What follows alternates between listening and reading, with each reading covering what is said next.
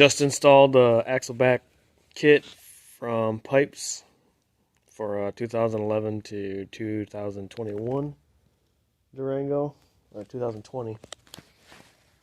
This is a 21. Oh, it is? Yep. Alright. There's a part number. Cut the old mufflers off. Make sure you measure. It comes with clamps.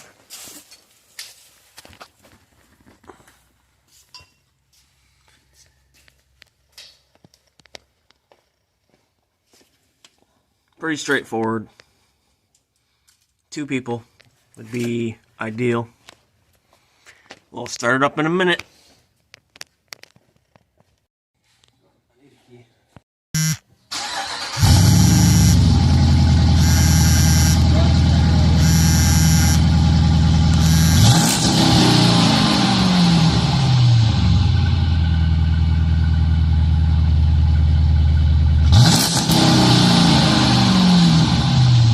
Sounds pretty good. Good for a test drive?